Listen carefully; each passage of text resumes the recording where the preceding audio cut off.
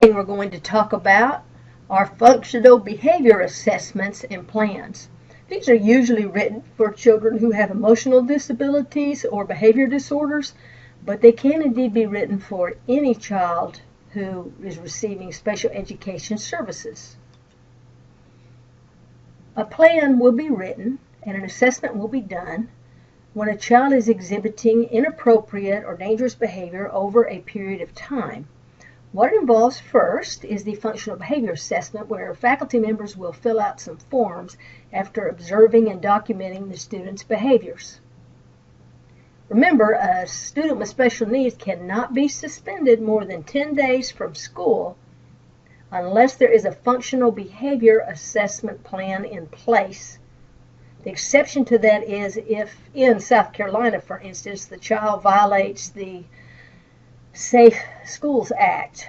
And to violate the Safe Schools Act, a child must have brought a weapon to school, brought some kind of illegal drugs to school, or be carrying prescription medication that the child shouldn't have, or has brought something like a knife with a blade over a couple of inches long, or has threatened a teacher, faculty member, other students to the extent that people are in fear, essentially, of their lives, for the child to be suspended if they do not have a plan by the time they reach the 10 days of suspensions.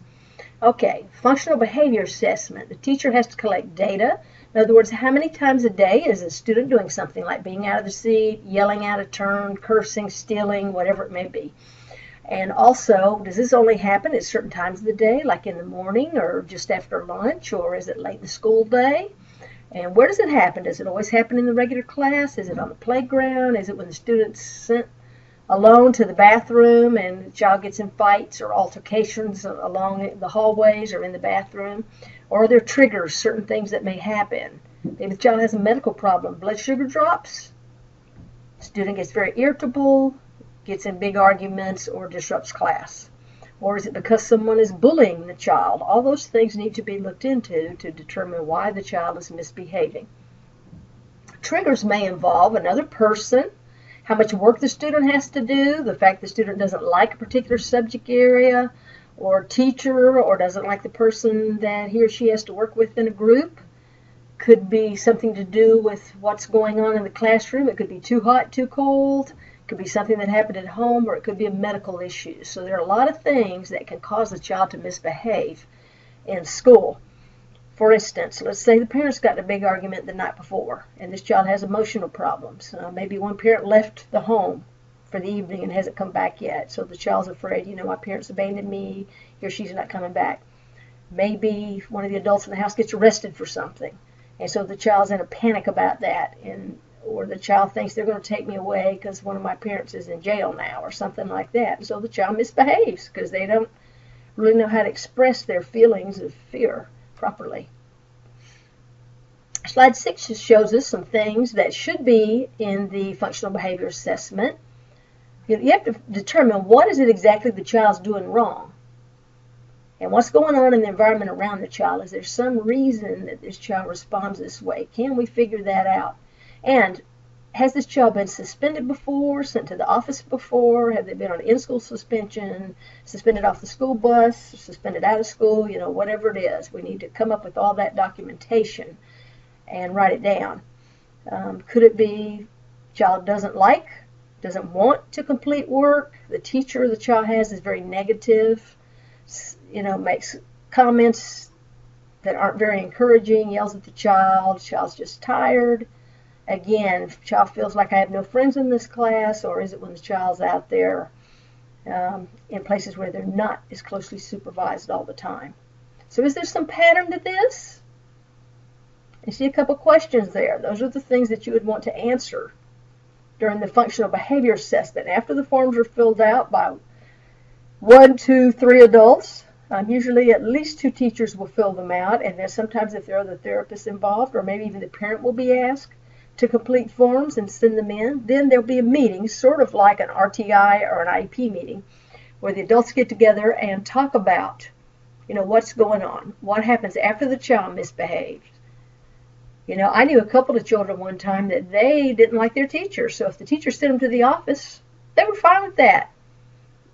You know, I was the principal, and I might be in a meeting, or I might be talking on the phone to someone, and if I can, and the child felt like, you know, hey, I can sit out here and watch people coming in and out of the office, and people talk to me, and this is very entertaining compared to sitting in that boring classroom with that teacher who, quite frankly, wasn't giving very great lessons.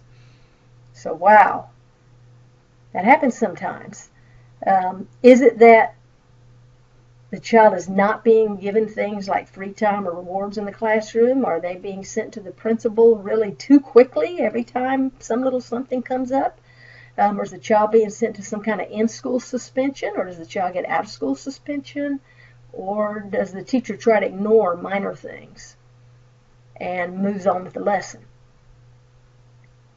Could there be some positive reinforcers more than are being used? Now, to figure that out, you have to decide, you know, what are the student's strengths?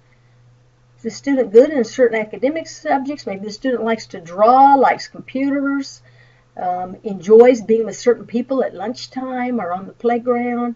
Or does the child like rewards, like stickers, stamps, free time, whatever it may be? Those are the things you look for so that you can provide some enticements to the child. Look at this fellow in the cartoon picture here. What might motivate him? Well, if he likes basketball and he's on a little after-school league at the school, the fact that he can continue to be in the league if his behavior's good might encourage him to behave in class because he doesn't want to have to sit on the bench because he's misbehaved in school. But teachers, coaches have to plan all this, and the coach has to agree, the teacher has to agree, and I've seen that work with a lot of young boys especially, because they want to play ball, and if they find out I misbehaved in school, my coach found out, and now I can't play today, they get very disappointed. So sometimes that helps, at least during ball season. Well, after we've come up with all these ideas that we have, we meet again, the same people, and we write what's called a behavior intervention plan. Again, it's similar to an IEP team meeting. You see some of the people listed there who may participate in the meeting. And they'll look at all the data, see if we can figure out, you know, what is it we need to change? How are we going to help this child? Are there some rewards or incentives? And we try for low-cost things that can encourage good behavior. For instance, the parent may say, hey, you know, if he brings home a good note from the teacher 4 days out of 5 this week, then I'm going to let him pick out a movie that we'll rent and watch and have a popcorn party at home. Or I'm going to take him out for pizza. You know, some incentive or reward that might be possible, or even something that doesn't cost anything. You know, picking out what TV show you get to watch. If you come home today with a good note, you get to pick the TV show tonight that you like. Or you get to watch a certain cartoon. If you don't have a good note when you come home, then too bad, you don't get to watch it. So little incentives like that can help if the parent's willing to work with you. And of course, what you want is a student who's better adjusted and happy in school. Now, here are some links that you can look at. One of them just tells you a bit about behavior intervention plans. So click on that and read down and see what it says. And below that, you'll see a link to North Carolina Public Schools. And they also tell you some resources and things that you can use to write behavior intervention plans. Next, on slide 17, you'll see samples of an FBA and info on requirements for a behavior intervention plan.